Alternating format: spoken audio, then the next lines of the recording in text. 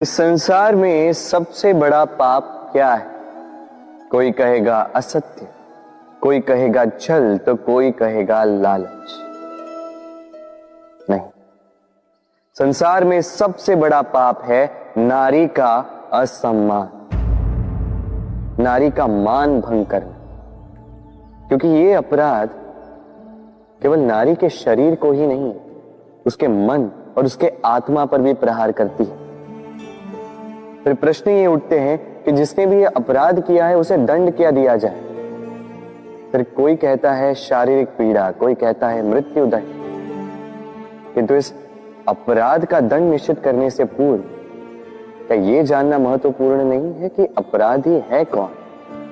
अब आप कहेंगे कि सरल सी बात है, वही पुरुष जिसने स्त्री का मान भंग किया। किंतु क्या ये पूर्णतः सत्य है? क्या स्वयं के अपमान के लिए, स्वयं के सम्मान को खोने के लिए कभी कभी नारी स्वयं उत्तरदायी नहीं हो सकती? सोच के देखिए, सम्मान खोने से बचने के लिए पहले सम्मान की सीमा पर दृष्टि रखना आवश्यक है। रावण सीता का हरण इसलिए कर पाया क्योंकि सीता ने भोलेपन के कारण रावण का उस सीमा को लांघना सरल कर दी। किंतु अशोक वाटिका में उसी सीता को रावण स्पर्श तक नहीं कर पाया क्योंकि उसने रावण और उसके मध्य में तिनके की एक छोटी सी दीवार बना दी थी। जीवन में ना कहना सीखें। यदि कोई आपके सम्मान की सीमा को पार करने का प्रयास करे तो उसे वही रोकना सीखें। आपके ऊपर उठे पहले हाथ को, पहले कटाक्ष को वही रोक देना सीखें। फिर किसी पुरुष में साहस नहीं कि वो पुनः आपका अपमान करने का प्रयास भी कर सके, क्योंकि नारी जननी आराध्य है। तो स्वयं को निर्बल मानकर आप अपराधी ना बने। राधे राधे। इस कमल के पुष्प को देख रहे हैं? इसकी एक विशेष बात है, जल स्तर कितना भी बढ़ जाए ये पुष्प सदैव जल सतह के ऊपर ही रहेगा। और इसका कारण है इसकी ये नाल। जैसे जैसे जल स्तर बढ़ता है वैसे वैसे ये नाल भी बढ़ती और इस पुष्प को जल सतह के ऊपर रखती। किंतु जब जल स्तर घटता है ये नाल घट नहीं पाती और फिर स्वयं के साथ ही इस पुष्प का भी विनाश कर देती। मनुष्य के साथ भी यही होता है। जैसे जैसे मनुष्य समृद्ध होता जाता है वैसे वैसे उसका जीवन स्तर बढ़ता जाता है, उसकी अपेक्षाएं, उसकी आवश्यकताएं बढ़ती जाती। किंतु जब संपन्नता घटने लगे उसकी आवश्यकताएं कम नहीं हो पाती और फिर इसी कमल की भांति मनुष्य भी टूट जाता है। तो फिर क्या करें? क्या किया जाए इस परिस्थिति में? जीवन स्तर बढ़ाना छोड़ दे? कदापि नहीं। किंतु जीवन स्तर बढ़ाने के साथ साथ ही अपनी आत्मशक्ति को सुदृढ़ करें। संकट का समय आने पर आप अपना जीवन कैसे व्यतीत करेंगे इसका अभ्यास करें, क्योंकि जीवन स्तर और जल स्तर तो घटते बढ़ते रहेंगे। ये आप पर निर्भर करता है कि आप इन दोनों के बीच का तालमेल कैसे सुनिश्चित करते हैं। राधे राधे। इस हीरे को देख रहे हैं आप? लाखों करोड़ों वर्षों तक धरती के गर्भ में रहने के पश्चात ये इतना कठोर बनता है। किंतु जब खान से निकाला जाता है कोयले की ही भांति होता है, श्वेत, कठोर, निस्तेज। किंतु जब इसे तराशा जाता है तब इसे तेज प्राप्त होता है और तब ये अपना मूल्य बढ़ाता है। संसार में मनुष्य के साथ भी यही होता है। मनुष्य की बुद्धि, मेधा, अनुभव उन वर्षों के कारण नहीं बढ़ती जो वर्ष हमने हमारे जीवन में व्यतीत किए, बल्कि उन क्षणों से निखरती है जब हमने कठिनाइयों का सामना किया, चुनौतियों का सामना किया, संकटों का सामना किया, छल और पीड़ा से। इसलिए यदि आपके जीवन में आपके सामने संकट आए, चुनौतियां आए, पीड़ा आए, तो उसे भयभीत मत होइएगा, उसका स्वागत कीजिए, क्योंकि यही परिस्थितियां आपको वो अनुभव देगी जो आपको प्रबुद्ध करे। राधे राधे। प्रकृति ने हर जीव में एक भाव भरा है ताकि वो निश्चल ना रहे, कुछ न कुछ कर्म करता रहे, और वो भाव है भूख। संसार में हर जीव, हर पशु, पक्षी, प्राणी परिश्रम करता रहता है अपनी इस भूख को मिटाने के लिए। परंतु क्या अन्य जीवों की भांति मनुष्य की भूख भी पेट तक ही सीमित रहती? तन की भूख मिटाते मिटाते कब ये भूख मन और माया की तृष्णा में बदल जाती है पता ही नहीं चलता। और अधिकतर ये तृष्णा धन संग्रहित करने तक ही रह जाती। अपना जीवन जीना छोड़कर किसके लिए ये धन संग्रहित कर रहे हैं? आने वाली पीढ़ी के लिए। बड़ी विचित्र बात। अपना जीवन जीना छोड़कर धन संग्रहित करते करते अपने जीवन का सुख भी मिटा रहे हैं और आने वाली पीढ़ी को कर्म करने से भी बाधित कर। पूत कपूत तो क्यों धन संचय, पूत सपूत तो क्यों धन संचय। अपनी संतान को संस्कार दीजिए, धन नहीं। यदि संतान संस्कारी हो तो अपना स्वयं का एक संसार बना लीजिए। यदि असंस्कारी हो तो आपका बना बनाया संसार यूं ही नष्ट कर दे। इसलिए जीवन में यदि कुछ संचय करना है तो ज्ञान संचय कीजिए, प्रेम संचय कीजिए, और मेरे साथ प्रेम से कहिए राधे राधे। जीवन को रथ कहा जाता है, किंतु क्यों? अब आप कहेंगे कि इसलिए क्योंकि जीवन भी रथ की ही भांति चलता रहता है। किंतु कभी आपने इस रथ को समझने का प्रयास किया? रथ में आगे अश्व होते हैं और पीछे पहिए।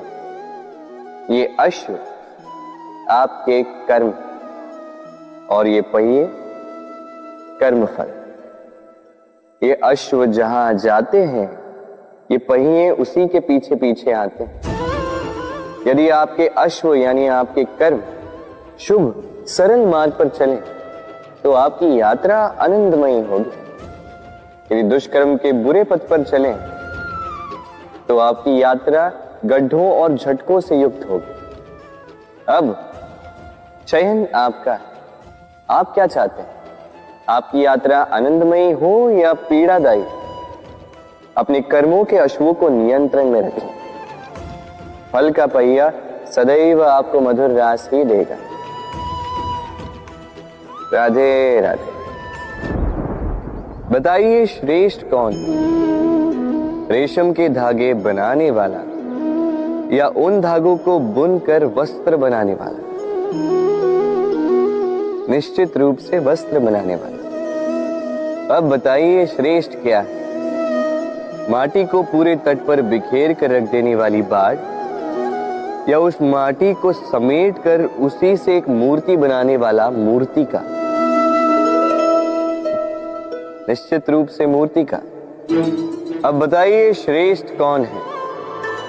देवताओं और दानवों का वो दल जिन्हें अमृत प्राप्ति के लिए इस संसार में हलाहल फैला दिया, या वो महादेव जिन्होंने इस हलाहल को सूक्ष्म करके अपने कंठ में समाहित कर लिया? निश्चित रूप से महादेव श्रेष्ठ। इसी प्रकार संसार में छोटी छोटी बातों को बड़ा करने वाले श्रेष्ठ नहीं होते, क्योंकि छोटी छोटी नोकझोंकों को द्वंद्व में परिवर्तित करना बड़ा ही सरल है। किंतु श्रेष्ठ सदैव वो होता है जो बड़े से बड़े युद्ध को समझौता बनाकर समाप्त कर दे। राधे राधे। संसार में सबसे कठिन कार्य क्या है? कोई कहेगा पर्वत पर चढ़ना, कोई कहेगा तैरना, कोई कहेगा उड़ना। किंतु क्या ये वास्तव में कठिन है? असल में देखा जाए तो बस ये थोड़े भिन्न है। जो कर्म हमारे लिए करना थोड़े भिन्न हो, हम उसे कठिन समझ लेते हैं। जैसे तैरने की कला भिन्न है।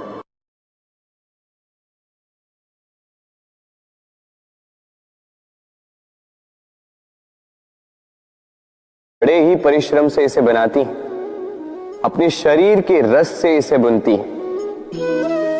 क्या आप इसका उद्देश्य जानते हैं? आखिर मकड़ी इन जालों में नन्ही कीटों को फंसाकर उन्हें अपना भोजन बना लेती है। और क्या आप ये बात जानते हैं कि एक दिन मकड़ी इन्हीं जालों में फंसकर मृत्यु को प्राप्त हो जाती है? बताइए क्या करते हैं आप इन जालों के साथ? दिखते ही हटा देते हैं इनका अस्तित्व, है ना?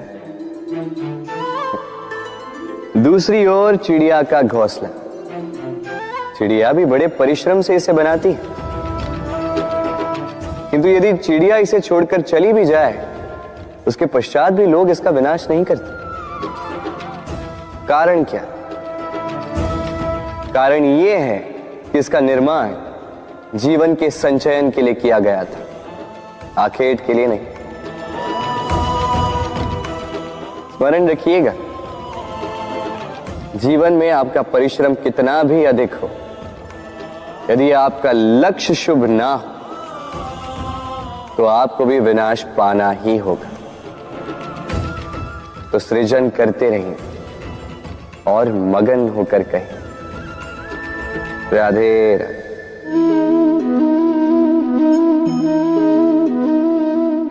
आपके विचार से मैं क्या कर रहा हूं? आप कहेंगे मैं दीपक जला रहा हूं। सही, किंतु प्रश्न ये उठता है कि क्या मैंने आपसे कहा कि ये दीपक है? नहीं। क्या इस दीपक ने स्वयं अपना परिचय आपको दिया? नहीं। फिर आपने कैसे जाना कि ये दीपक है? उत्तर है प्रकाश, जो स्वयं जल कर अंधकार में संसार को राह दिखाए, वो दीपक है। जो निराशा में आशा की ज्योत दिखाए, वो दीपक है। दूसरी ओर सर्प है, जो दिखे नहीं, बस फुफकार दे तो लोग भयभीत हो जाते हैं। अर्थात व्यक्ति का परिचय उसके कर्मों से मिलता है। इसलिए आपको ये बताने की आवश्यकता नहीं कि आप कौन हैं।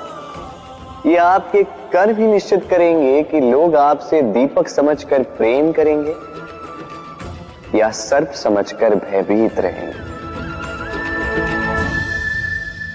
राधे राधे। समय कितना विचित्र होता है। समय हमारे साथ हो तो हम स्वयं को राजा मान लेते हैं। वही समय यदि विरुद्ध हो जाए तो रंक बनने में समय नहीं लगता। इसलिए मनुष्य की एक आदत होती है, बुरे समय के लिए कुछ बचा कर रखता है। संबंधी, मित्र बुरे समय में साथ छोड़ देते हैं। यश, मान बुरे समय में चला जाता है। तो व्यक्ति सोचता है क्यों ना धन संचय कर। धन का तो कोई मन नहीं होता जो समय आने पर बदल जाए। संसार कहता है कि धन का संचयन करते रहो, बुरे समय में काम आएगा ही। मैं कहता हूं शुभ कर्म करते रहो, आनंदित रहो, स्वयं पर और ईश्वर पर विश्वास रखो, बुरा समय कभी आएगा ही नहीं। राधे राधे। प्रकृति ने मनुष्य को एक विशेष शक्ति दी है। अन्य जीवों से अधिक शक्ति दी, स्मरण शक्ति। यही शक्ति मनुष्य को अन्य जीवों से भिन्न बनाती, इतिहास लिखने की प्रेरणा देती, ज्ञान को पीढ़ी दर पीढ़ी आगे भी बढ़ाती। और जो भूल जाते हैं, अधिकतर रूप से वो उपहास और दया के पात्र बन जाते हैं। परंतु क्या यही पूर्णतः सत्य है? नहीं। यही स्मरण शक्ति मनुष्य के विकास में सबसे बड़ी बाधा भी बन जाती है, उसके चित्त को दूषित कर देती है। बुरे अनुभव, किसी का दिया गया धोखा, किसी का किया गया कटाक्ष मनुष्य भुला नहीं पाता और फिर लग जाता है प्रतिकार में।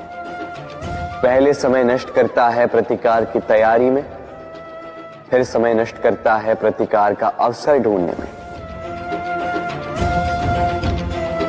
यदि संतोष पाना है, यदि जीवन में आनंद पाना है, तो स्मरण शक्ति का सदुपयोग कीजिए। अपनी स्मरण शक्ति को केंद्रित कीजिए केवल अच्छी बातों और अच्छी यादों की ओर।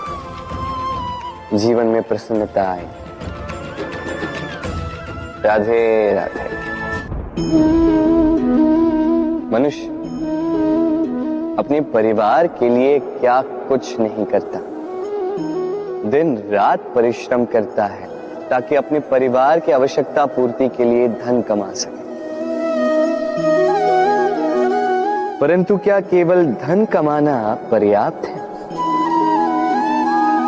आप कहेंगे हाँ, क्यों नहीं। धन से सब कुछ मिलता है, विद्या मिलती है, घर मिलता है, औषधि मिलती है, क्या कुछ नहीं मिलता। ये सब एक सीमा तक ठीक, किंतु तनिक मन से सोच के देखिए, जब बालक रोगी होता है तो वो उस कड़वी औषधि को क्यों पी लेता? इसलिए क्योंकि उसके पिता ने उस औषधि को धन से खरीदा? नहीं, बल्कि इसलिए क्योंकि उसके सामने खड़ा उसका पिता, उसे उन पर विश्वास है। विश्वास है कि वो उसे कुछ नहीं होने देंगे।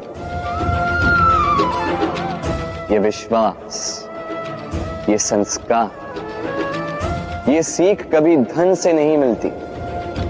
ये मिलती है उस समय से जो माता पिता ने अपने संतान के साथ बिताया। इसलिए जीवन में धन अवश्य कमाई, किंतु अपने परिवार को भी समय दीजिए, प्रसन्नता मिलेगी। राधे राधे। मुझे बताइए, इस दीवार को तोड़ने का क्या लाभ है? यदि किसी संबंध में संदेह घर कर लेता है तो आए दिन शत्रुता की स्थिति बनी रहती है। कल कोई और कारण बन सकता है इस दीवार के पुनः बनने का। तो क्या पुनः इस दीवार को बनाएंगे काका?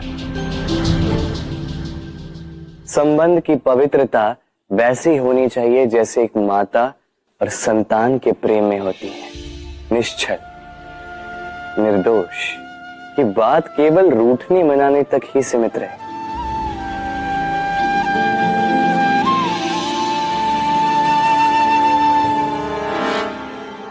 और कोई भी घुसपैठिया आकर भावों को दूषित न कर पाए। ना कोई वस्तु, ना कोई परिस्थिति, ना कोई व्यक्ति, कोई उन्हें अलग न कर पाए काका। सोचिए, यदि ये दीवार पुनः बननी है तो इसे तोड़ा ही क्यों जाए? यदि मन में एक अटूट संबंध स्थापित करने का दृढ़ निश्चय ही ना हो तो क्यों तोड़े इस दीवार को? बताइए, है विश्वास, है अटूट विश्वास कि ये संबंध कभी ना टूटेगा? यदि है तो तोड़ दीजिए इस दीवार को, अन्यथा पति पत्नी का संबंध सबसे बड़ा संबंध माना जाता है और है भी। सप्तपदी लेकर 7 जन्मों तक दोनों एक दूसरे के साथ जुड़ जाते हैं, एक दूसरे के अर्धांग बन जाते हैं। अर्धांग अर्थात अर्ध अंग। क्या इसका महत्व आप समझ पा रहे हैं? अपना समस्त जीवन किसी के साथ बांटना। किंतु क्या संसार के सारे पति पत्नी एक दूसरे के साथ अपना समस्त जीवन बांट सकते हैं? क्या इसमें सभी सक्षम रह पाए हैं? अपना जीवन किसी और के साथ बांटने के लिए सबसे महत्वपूर्ण बात है स्वीकृति, स्वीकार करना। सामने वाले व्यक्ति को स्वीकार करना, उसकी अच्छाइयां भी, उसकी बुराइयां भी। संपूर्णतः रूप से व्यक्ति को स्वीकार करना होगा, तभी ये संबंध बढ़ेगा, तभी ये संबंध और भी सुंदर बनेगा। एक दूसरे के दोष ढूंढना, उन्हें गिनाना, ये केवल और केवल एक ही कार्य करता है, इस संबंध के जीवन का नाश करता है। बस बदले में होना ये चाहिए, एक दूसरे के दोष समझकर उन्हें आभास करवाए बिना उन्हें सुधार देना चाहिए, उनकी कमियों को उनकी शक्ति बना देनी चाहिए। यही तो होता है दाम्पत्य, यही होता है बुराइयों का दमन, और यही होता है गुणों का उदय। राधे राधे।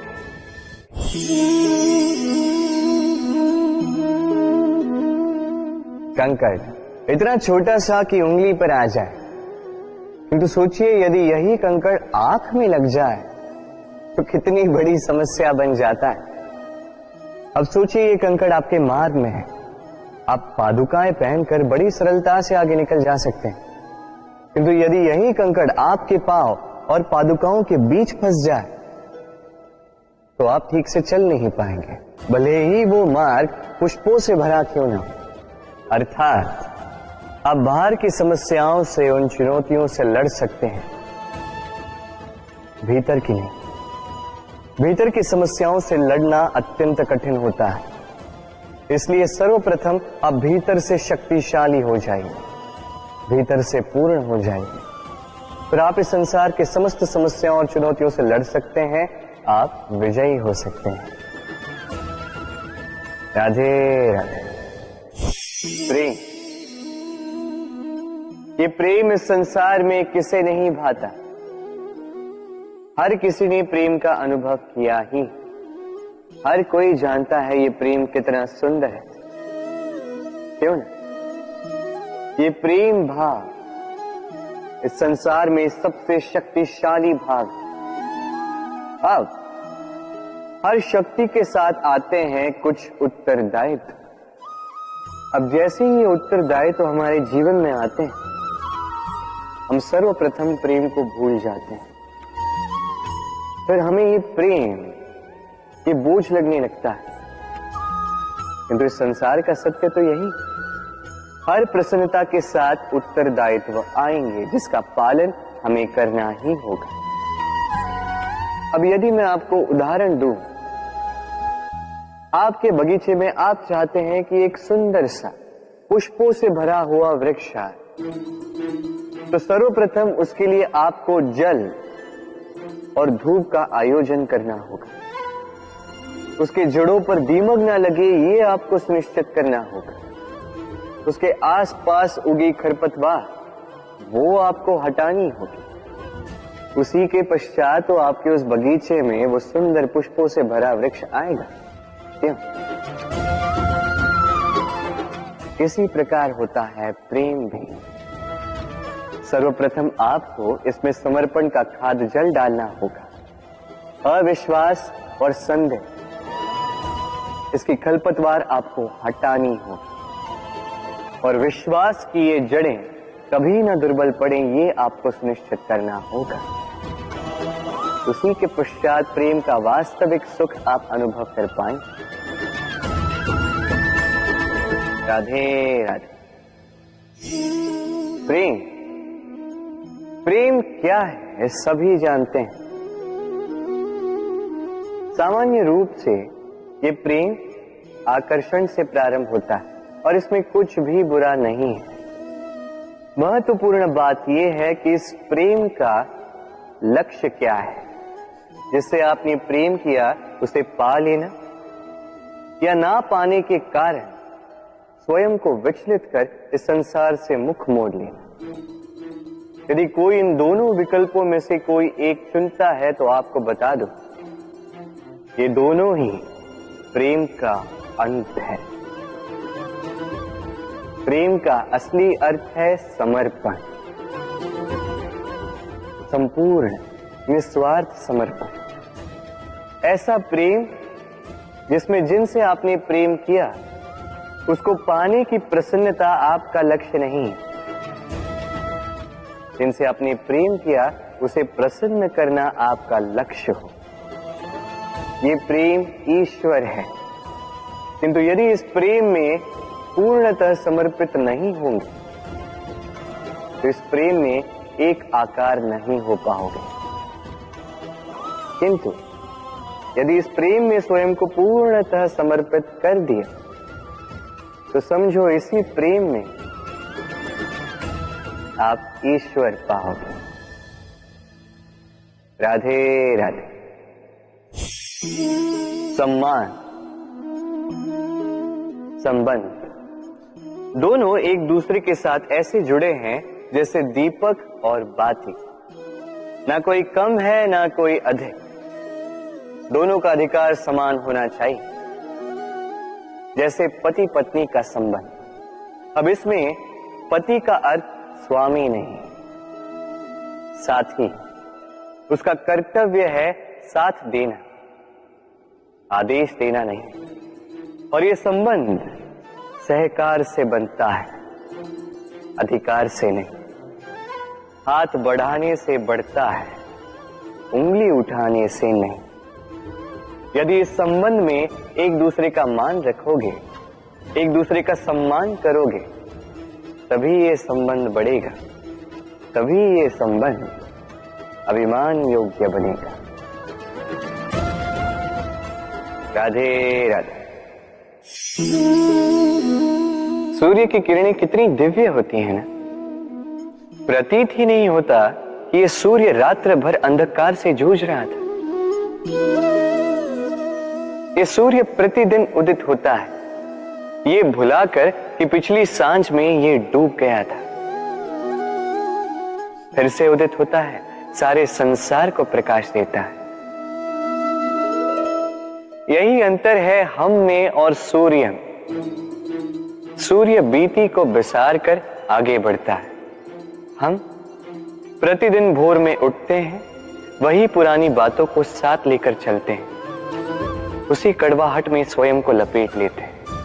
अब यही बीती बातों की श्रृंखला हमें जीवन में आगे बढ़ने ही नहीं देती। देखिए, यही जीवन है। भूल सबसे होती है, अपयश सबको मिलता है, सबकी यात्रा में असफलता लिखी है, सभी बुरे दिन देखते हैं। किंतु इन सारी बातों को भुलाकर जब जीवन में आगे बढ़ोगे, तभी तो इस संसार में, इस आकाश में सूर्य बनकर चमकोगे, तभी तो इस संसार को प्रकाश दोगे। इसलिए प्रतिदिन जागिए, एक नए जन्म के साथ, एक नए उत्साह के साथ, एक नए लक्ष्य के साथ।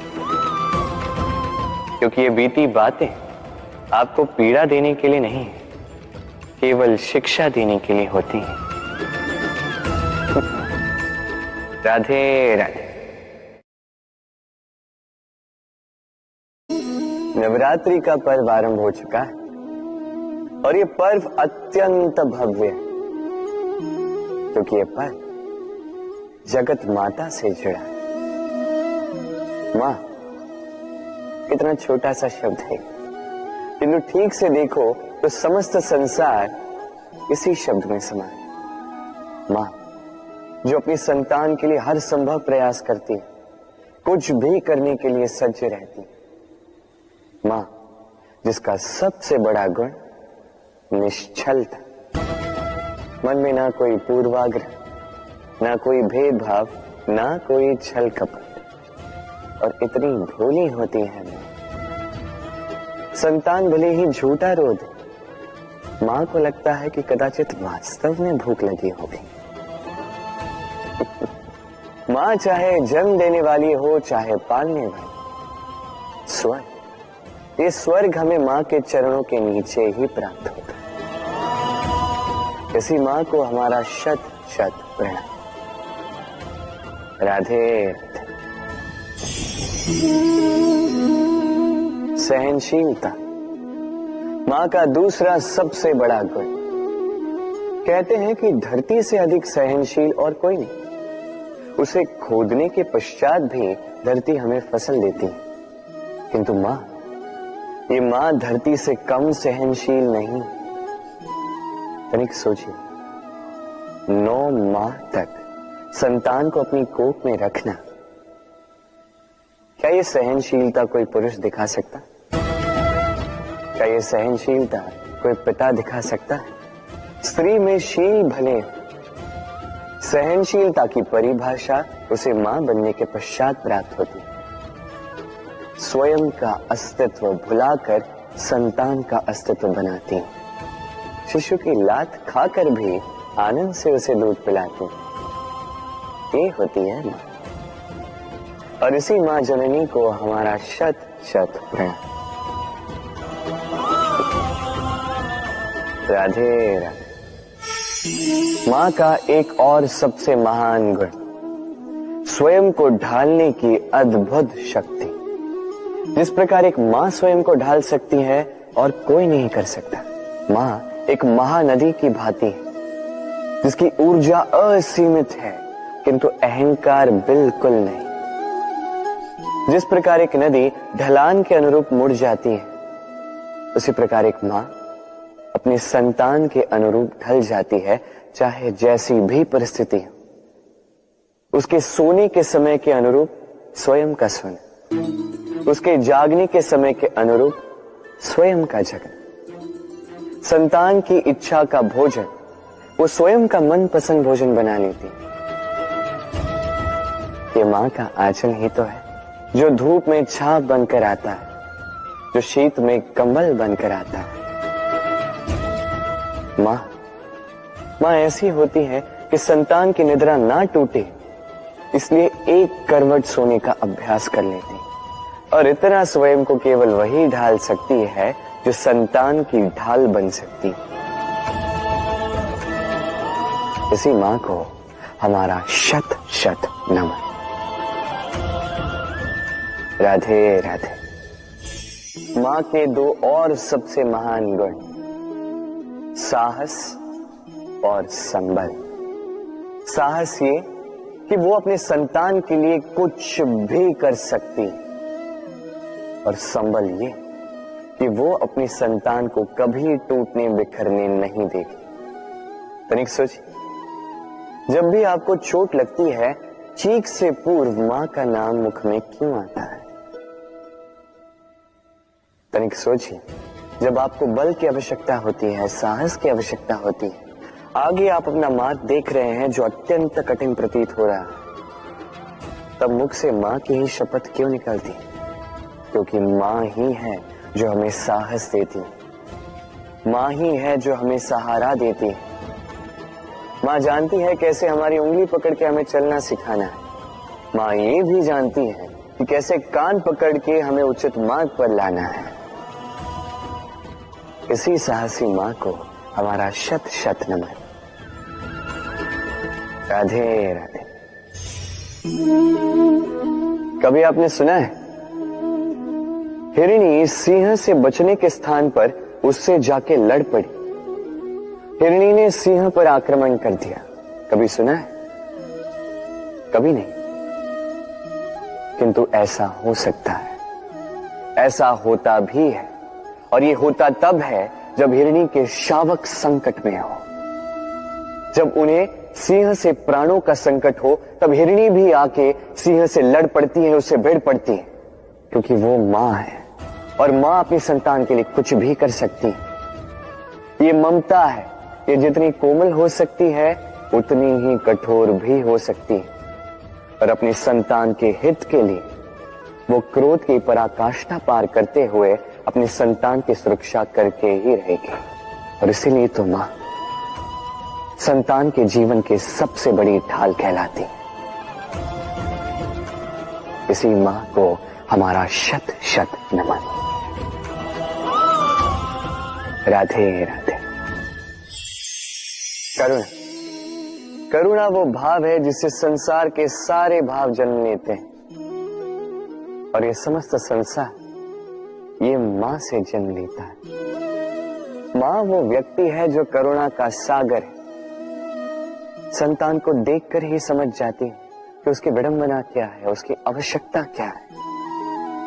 संतान के नेत्रों में यदि अश्रु दिखे, वो देखकर ही समझ जाती है कि उसके शरीर के कौन से भाग में उसे चोट लगी है। संतान के बिना कहे मां समझ जाती है कि आज भोजन में संतान क्या खाएगी। ये होती है मां। मां करुणा का सबसे बड़ा रूप है। और आज के युग में मनुष्य जो है, थोड़ा भी आगे क्यों ना निकल जाए, मां को तो पीछे ही छोड़ देता, मां को भूल ही जाता है। ये भूल आप कभी ना करें, कभी ना करें, क्योंकि मां वो करुणा है जो यदि आपके जीवन से चली गई, उसके पश्चात आप जीवन अवश्य जिएंगे, किंतु कभी जीवन जी नहीं पाएंगे। उसके पश्चात आपके जीवन से आपका ये मूल्यांकन, आपके जीवन से करुणा का ये भाव, ये भी आप खो दोगे। आपकी मां सबसे अधिक महत्वपूर्ण है। यदि मां को खो दिया तो समझ लीजिए सब कुछ खो दिया। इसलिए मां को सदैव स्मरण रखिए, सदैव उसे प्रेम दीजिए, और मेरे साथ कहें राधे राधे।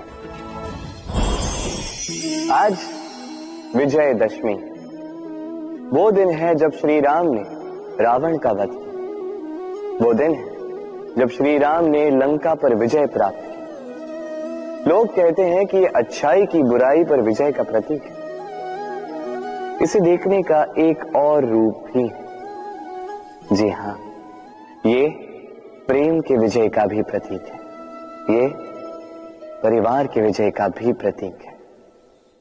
आपको तो ज्ञात होगा ही कि रावण महाज्ञानी था, महाशक्तिशाली था, महादेव का परम भक्त था रावण। अब जो व्यक्ति कैलाश पर्वत उठा सकता था, वो व्यक्ति स्वयं एक कटे हुए वृक्ष की भांति श्री राम के चरणों में गिरा हुआ था। क्यों?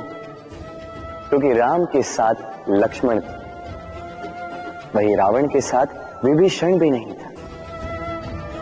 एक और परिवार में बढ़ता प्रेम था, तो दूसरी ओर परिवार में बढ़ती दरार। स्मरण रखिए, यदि संसार पर विजय प्राप्त करनी है तो सर्वप्रथम परिवार में प्रेम बनाए रखना होगा। परिवार में केवल प्रेम बढ़ाइए, द्वेष कभी नहीं। आप सदैव सुखी रहेंगे और जीवन की हर बाधा पर आप विजय प्राप्त करें। राधे राधे।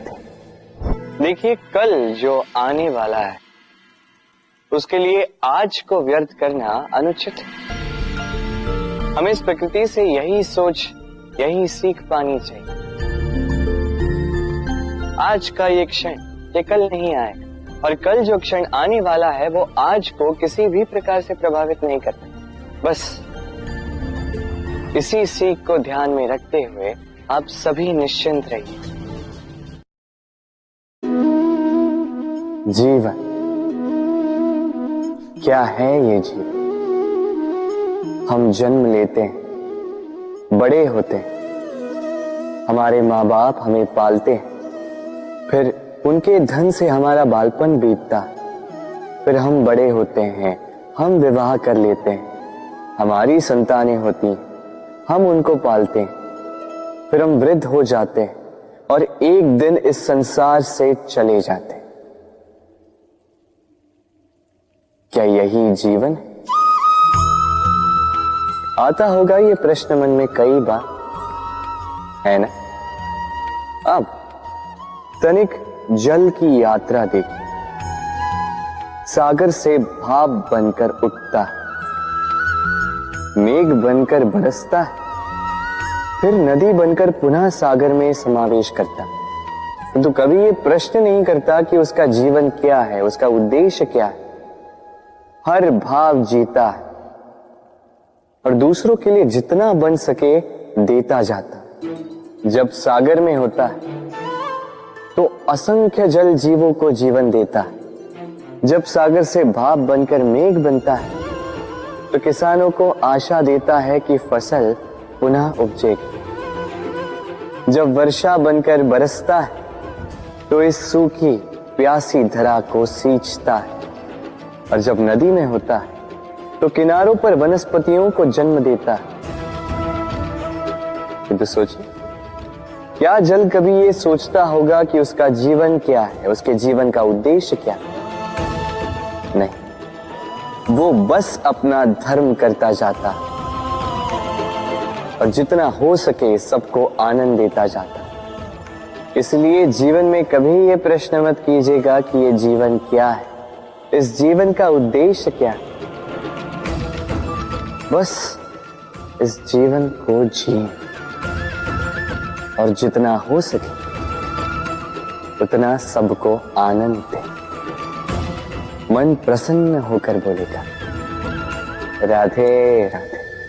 कभी वर्षा के कारण बने कीचड़ से होकर आप अपने घर गए? पादुका पहनने के कारण आप उस कीचड़ से तो बच जाते, किंतु इन पादुकाओं द्वारा उड़ने वाली कीचड़ की बूंदें आपके वस्त्रों को मैला कर ही देती। किंतु फिर भी उन बूंदों से आपके वस्त्र मैले हो जाएंगे, इस कारण से आप पादुका पहनना तो नहीं छोड़ते। इसी प्रकार जीवन में कुछ ऐसे लोग भी आते हैं पादुका की भांति, जो आपको कीचड़ से तो बचा लेते हैं, किंतु वस्त्र रूपी आपके मन पर शंका के दाग लगा ही जाते हैं। इन लोगों के कारण से मन को खिन्न करने की आवश्यकता नहीं। आवश्यक है ये सोचना कि आपको आपके पांव कीचड़ से बचाने या आपके वस्त्र। जीवन में गंभीर होना अच्छी बात है, किंतु हर बात को यदि गंभीरता से लेने लगोगे तो जीवन का आनंद समाप्त हो जाएगा। ये संसार अनित्य है, यहां पे ऐसा कुछ भी नहीं जो सदा के लिए जीवित रहेगा। तो जब तक ये जीवन है, संतोष और आनंद से जी। स्वयं पर छिटकने वाले कीचड़ पर ध्यान ना दें, बस आनंद बांटते रहें। मन प्रसन्न होकर बोले राधे राधे। व्यक्ति को जब अपने प्रेम को खो देने का भय होता है तो वो अपने प्रेम को इतने कस के पकड़ कर रखता है कि प्रेम को ही पीड़ा होने लगती है। प्रेम पा तो लेता है, किंतु उसे कैसे सहेजना है ये जब उसे नहीं समझ आता, तब वो उस प्रेम पर स्वामित्व पाने का प्रयास करता है और यहीं जन्म लेती है असुरक्षा की ये भावना, ईर्ष्या। जब एक लंबे वियोग के पश्चात दो प्रेमी एक दूसरे से पुनः मिलते हैं तो सबसे पहला भाव जो उनके मन में आता है वो ये कि कैसे एक क्षण के लिए भी अपने प्रेमी को स्वयं से दूर न जाने दो। कैसे अपने जीवन का एक एक क्षण अपने प्रेमी के साथ बिता। प्रयास ये रहता है दाऊ, इन दो प्रेमियों के मध्य में कोई भी ना आ पाए, और जब ये नहीं हो पाता तब जागती है ईर्ष्या। परीक्षा एक ऐसी व्यवस्था जिससे मुझे, आपको, सबको कहीं ना कहीं दो चार होना ही पड़ता है। स्मरण कीजिए अपना बालपन। आप परीक्षा देने बैठे। अब कुछ बालक ऐसे होते हैं जो वर्ष भर परिश्रम करते हैं, पढ़ते हैं, मन से परीक्षा देते हैं। कुछ बालक ऐसे होते हैं जो अपने आसपास बैठे बालकों की नकल करते हैं और परीक्षा में उत्तीर्ण भी हो जाते हैं। बुरा लगता है ये सोचकर कि कोई बिना किसी परिश्रम के परीक्षा में उत्तीर्ण कैसे हो सकता है। किंतु स्मरण रखिएगा, जो नकल करते हैं वो परीक्षा में उत्तीर्ण हो सकते हैं, सफल नहीं, क्योंकि वो नकल करते हैं, बिना प्रश्न को समझे, बिना उत्तर का तरीका निकाले। यही हमारे साथ भी होता है। हम हमारे जीवन में दूसरों को देखते हैं, उनकी नकल करते हैं, उनकी भांति बनने का प्रयास करते हैं, किंतु ना हमारे जीवन में सफलता आती है, ना आनंद आता है। क्यों? क्योंकि हम एक विशेष बात भूल जाते हैं कि प्रत्येक मनुष्य का व्यक्तित्व भिन्न होता है। आप दूसरों की नकल करके अपना जीवन व्यतीत कर सकते हैं, किंतु यदि अपने जीवन में सफलता लानी, यदि अपने जीवन में आनंद लाना है, तो स्मरण रखिए, स्वयं के प्रश्नों का उत्तर जीवन में स्वयं को ही खोजना होगा। राधे राधे। मनुष्य को जब सफलता मिलती है तब उसमें जागता है अहंकार, और ऐसे में मनुष्य अक्सर एक बात भूल जाता है, झुकना। सोचता है कि मैं किसी के समक्ष क्यों झुकूं? और ऐसा इसलिए होता है क्योंकि मनुष्य एक महत्वपूर्ण बात भूल जाता है कि संसार में, इस जीवन में उसने जो भी प्राप्त किया है, झुककर प्राप्त किया। बालपन में चलना सीखा तो इस धरा पर झुककर, गिरकर। बड़ों का आशीष लिया तो झुककर। किसान को फसल काटने के लिए झुकना पड़ता, कुएं से पानी निकालने के लिए पात्र को झुकना पड़ता है, भगवान से आशीर्वाद प्राप्त करने के लिए उनके समक्ष झुकना पड़ता है। आंधियों में वृक्ष सुरक्षित कैसे रहते? झुककर। सम्मान कैसे पाया जाता है? झुककर। किसी के समक्ष झुकने का अर्थ स्वयं का आत्मसम्मान खो देना नहीं होता, उसका अर्थ होता है विनम्र। हम मनुष्य हैं और इस आकाश की ऊंचाइयों तक पहुंचने के लिए हमें किसी पक्षी की भांति पंखों की आवश्यकता नहीं। बस जितना झुकेंगे उतना ही ऊपर उठेंगे। राधे राधे। आप इस संसार में ऐसे कई लोगों को जानते होंगे जिन्हें आप स्वार्थी मानते हैं, जो आवश्यकता पड़ने पर ही आपको स्मरण करते हैं, अन्यथा वर्षों तक कहीं दिखाई भी नहीं देते, किंतु जैसे ही उनकी आपके सहायता की आवश्यकता पड़ती है, हाथ जोड़कर आपके सामने सज्ज रहते। बड़ा क्रोध आता है ना इनको, मन खिन्न हो जाता, मन से ये स्वर निकलता है कि इस व्यक्ति की सहायता न करें, किंतु ऐसा कभी मत कीजिए। आप सोचेंगे क्यों कह रहा हूं मैं ऐसा?